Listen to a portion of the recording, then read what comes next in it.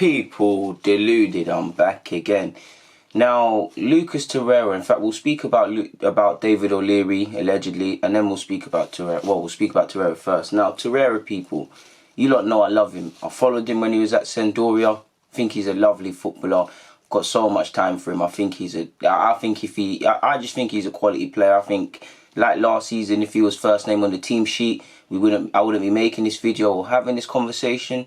But I love Torreira. I think Torreira, Guendouzi, Martinelli, I think these are players where if they play and develop to the way I believe they can in the next 2-3 years, maybe 4 years max, the big boys in Europe will be circling. And I feel Torreira is tenacious, he's small but combative. I don't feel he's expansive in his passing, but he definitely got it in his locker to contribute. I love him as a footballer.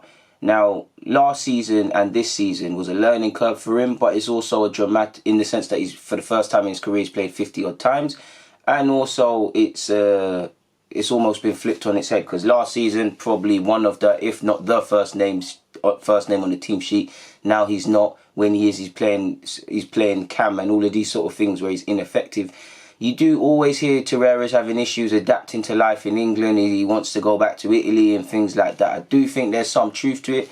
I feel the bulk of it is because he's not playing how he is being utilised. And probably, obviously, the weather and the culture in Italy is probably a factor. If Torreira wants to leave, let him. I think he's a baller, but I'm tired of, as an Arsenal fan, we've been going through this definitely since I touched secondary school, people. Every year there's some sort of player with his pants down that wants to leave. Whoever wants to leave, get the hell out of the club now, man, because I just want a manager to believe in, and I just want a group of individuals that I believe can be moulded. Torreira would be central to my plans if I was Arsenal manager, but I am not. If Torreira truly wants to leave, go and get your 20, 30, maybe 40 million for him. I haven't got time for it. If Xhaka wants to go, Torreira wants to go, Aubameyang wants to go, Lacazette wants to go, whoever wants to get the hell out of this club, then go, man. Of course, I don't want all of these individuals to go, but it is what it is, innit? It is what it is. I believe Torreira should be central to our plans. He's in his early 20s, together with a couple of early teenagers and whatnot. I think the bulk of it is because he's not playing and because he's not being utilised. And it leads me to believe, did Emery really want him? Did he really believe in him? Or was he just using him out of necessity? When you hear rumours that it was a Mislintat signing, how Emery had to be convinced on his capabilities, then who knows? But as much as I'm criticising Emery in general, what if he was right about Torreira from the start? What if, okay, I've said that he's not favoured him, he's playing him out of position and whatnot, but what if Torreira's always had his mind's kind of been gone since the Copa America? He's always, or whenever there's been something we don't know about, and a bulk of him not playing is because he's not necessarily in the right headspace, or there's question marks over his commitment levels, people. I'm playing devil's advocate, but what if that's why he's not playing, to which if he wants to leave, then he can keep it moving, people. So you might as well let him go, to be fair. I love Torreira, and I don't feel Torreira and Xhaka, it would be logical to, regardless of my opinion, to sell both. I believe we need two central midfielders, one at a push anyways. January to see two go out of the door. It might be difficult to bring one in if we haven't been doing our due diligence already. Typically in January it's difficult to do business. Everybody knows you've got money. Everybody knows you're strapped against time. You will have to pay inflated fees. So it wouldn't make sense to get rid of Torreira and Xhaka. I do believe Xhaka should go, because we'll leave ourselves light in midfield, because from August to now, again, El Nene wasn't going to feature on a regular basis, but in terms of a body, that's one. If Torreira goes, that's two. If Xhaka goes, that's three. Ceballos could actually, I know he plays as a cam, but he can play in a pivot, so he's going back to Madrid. So we place four sort of real central midfield options out of the window, people. I do believe we need a composing figure in midfield who can win the ball back, and if they can play progressive passes, that's a bonus. Equally, I think we need a deep line playmaker, someone that can, if not necessarily that, receive the ball of Xhaka and make things happen, and stop allowing it, whether it's Ozil or if Ceballos stays permanently, these players to have to drop deep to come in search of the ball, people. That is one of Arsenal's Achilles heels, in my opinion, on top of everything that's wrong with us.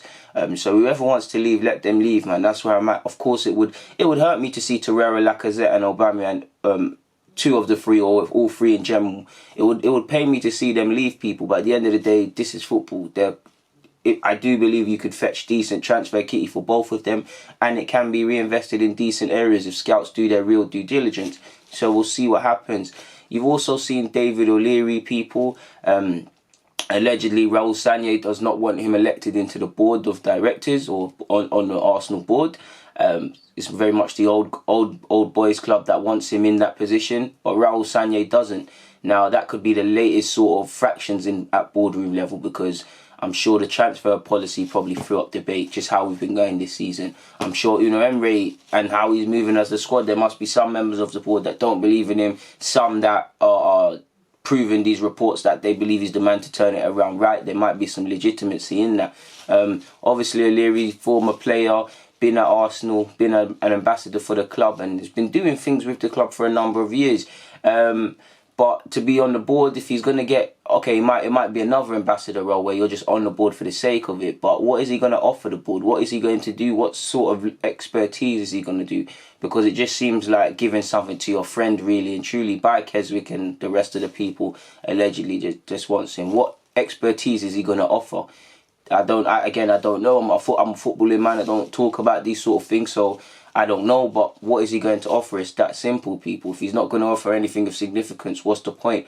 And Raul Sanllehi is within his rights to fully look at that one and say, yo, listen, it doesn't make that much sense. But yeah, moving on. Didn't really plan on it, but it's in my head. I saw Guillaume Balaguer talk about Unai Emery. Now, Guillaume Balaguer, I'm not too sure of the legitimacy of his claims. I don't know if he where he gets his information and whatnot.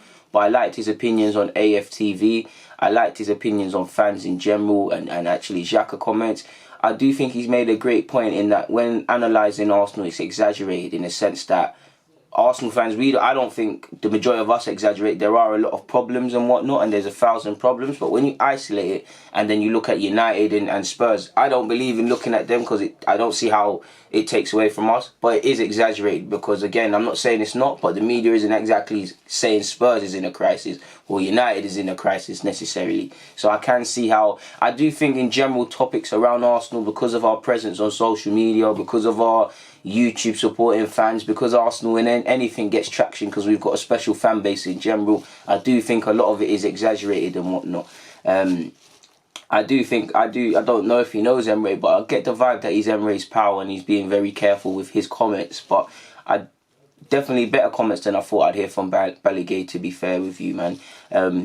It is what it is. And off topic, I shouldn't even include this in the vid, but Petit, when he spoke about the board obviously saying how they're behind Emery, he still thinks they're lying. Not lying, but he thinks when people do that, they're doing the complete opposite behind the scenes. And I hope he's right, man, because if we're going to see star players leave, if we're going to miss out on Champions League, then we need to go back to basics, prepare to sit on our hands for another 3-4 years and go out and find a manager who we can look at each period, 2 months into his tenure, 4 months, 6 months, 12 months, and see a team taking shape, see something to get behind. And for that, you're going to need a manager who's skilled with developing players. For that, you need players that are going to be at this club. So between January and now and summer, Champions League, obviously, Champions League is the difference between retaining some of our good players and not. Because that might make Torreira shut up. That might make Lacazette and Aubameyang just tempted to try one more year if we were to get Champions League, however we do it. In my opinion, Aubameyang's gone. Hopefully I'm wrong. Hopefully he's comfortable in the London lifestyle. He's comfortable with the fans. He's someone the fans identify. He's the captain. At this stage in his career, it might be something he relishes. But if I was personally Aubameyang, if the Madrids and these teams really are interested in me and that deal is put on the table, I'm going, people. Because regardless, even if Arsenal get what I'm calling for example, people, and saying we need a trainer, coach, we need this and that, that's great. But it's probably going to take anything from 2 to 4 years to get that team of some significance. And for Aubameyang, he's turning 31. Does it make sense? It's good for Saka and these young G's because they're going to be good players in their early to mid-20s. But Aubameyang hasn't got time, and is he necessarily got time to persist with young players and learning what they're learning and whatnot? It's completely different, but it's almost similar to Thierry Henry when we moved to the Emirates, in that there was young players and we're moving in 2 different directions. Aubameyang's a quality player. He's one of the players that gives you assurances he's going to score goals. But if I was personally him, people, and moves are legit and there's legit interest, I'm going, because a footballer's career is short. I want to try and win trophies or just play for Arsenal, a big club, but Madrid and these things are mammoth sort of clubs. I wouldn't turn it down for anything, but that's just me. On that note, though, I'm going to keep it moving. People, Deluded, I'm out. Thank you for watching and rocking as usual.